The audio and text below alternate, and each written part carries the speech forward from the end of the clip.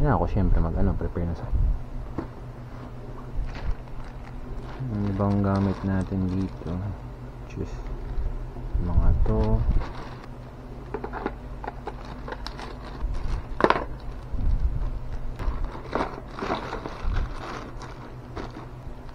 Ayusin ko yung lighter. Ito rin, hingin natin dyan. Okay. Gamot.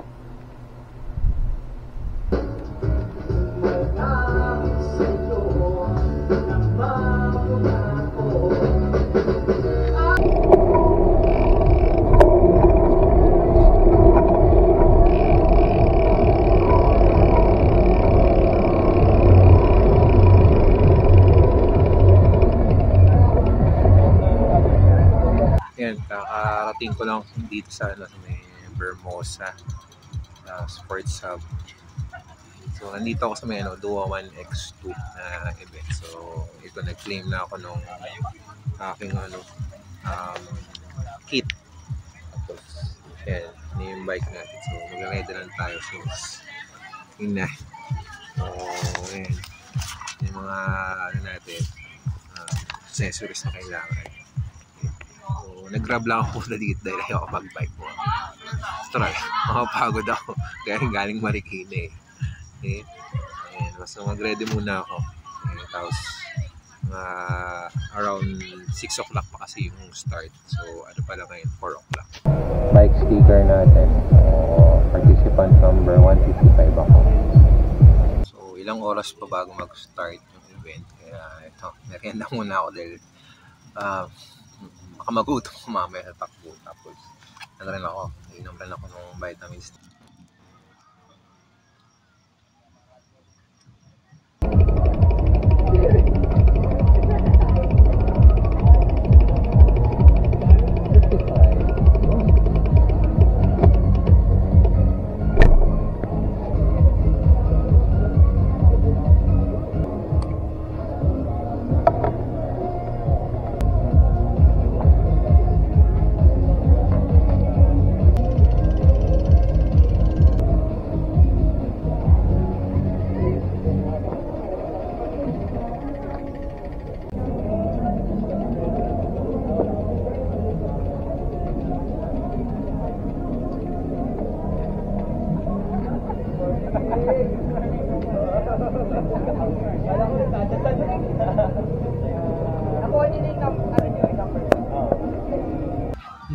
Okay na. So ito, na-check-in na yung bike. It's may transition area. Good. Alright, 215. Pabista rin ako. So, Your bib number is 215. Your timing chip is with us. Palagay na yung bib. Ready na lahat. Your timing chip is... Okay, so start na lang. Antayin natin. Kailangan mo to sa race. This is the Duoman okay. X2. Number 215 so, if your bib number is 215. 12 kilometer run muna and then 40 kilometer na bike and then 6 kilometer na takbo ulit. Kaya Duoman. Starting line. 2 kilometers in. So 10 more. 6 kilometers in, halfway. 10 kilometers in. So last 2 na lang para sa 12 kilometers natin bago tayo mag bike segment. Transition na. So ganda tayong bike. Tapos na yung takbo.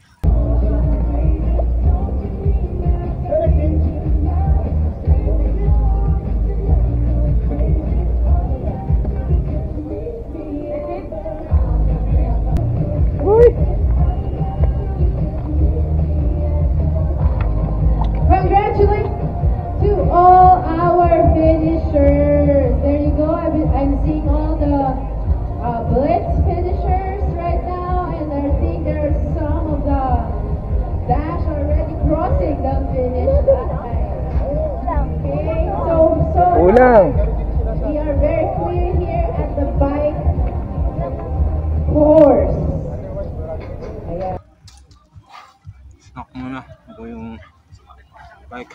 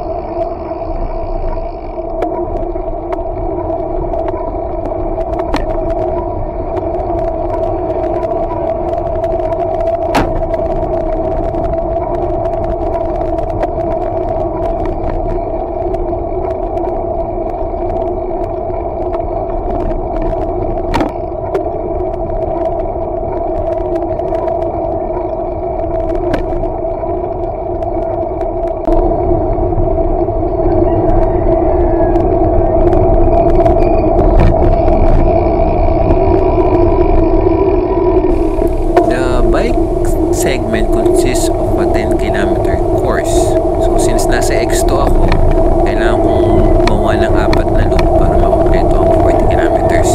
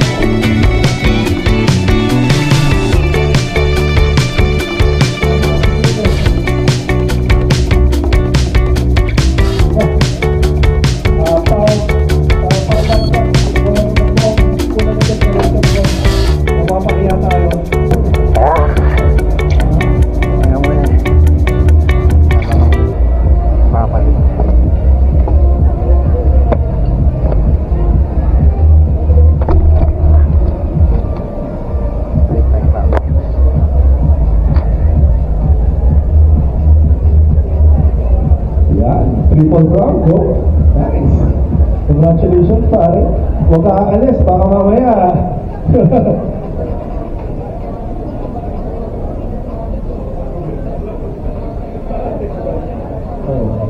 Ay, mga triple brown participants, don't leave dahil may raffle yan, ha? Yes, only for the triple crown people. Congrats, congrats. Oh, diba? Here you go.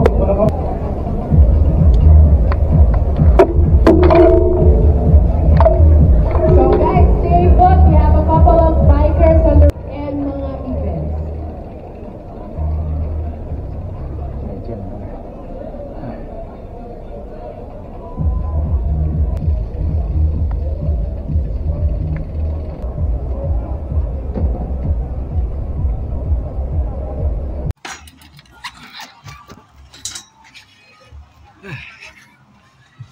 So yan.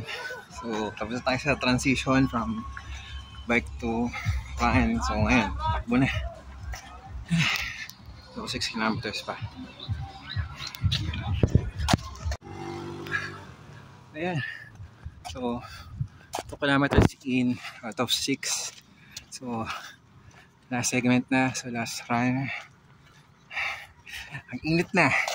So since na kasi labit na mag 9:30.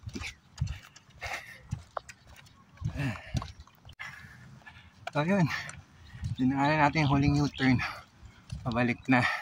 So pa-finish line na tayo, konti na lang. Kawasan natin last run, so 6 km. Tapos na tayo sa ating duathlon. Pagod. So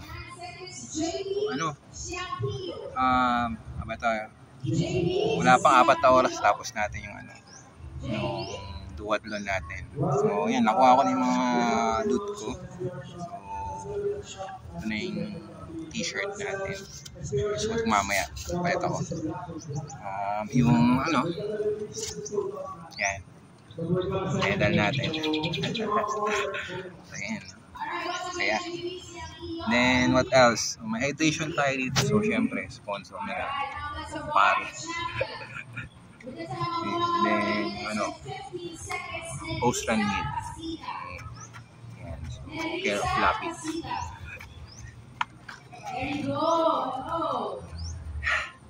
And so sa'yo naman.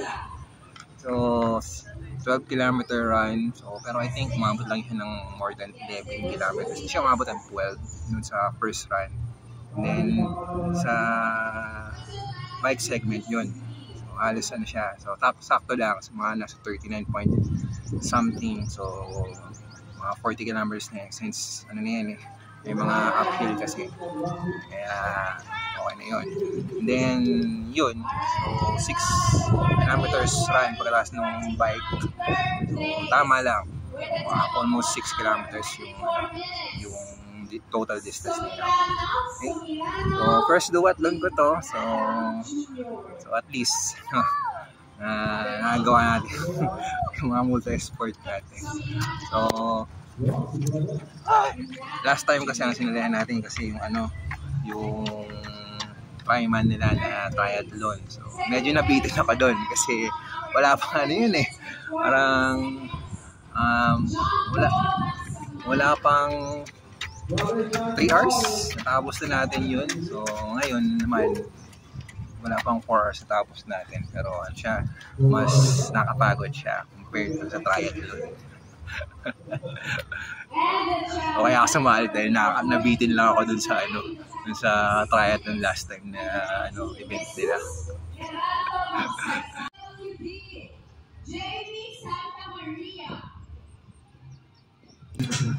Ayan, so check out na tayo ng bike natin. Tapos na yung event. And back to work.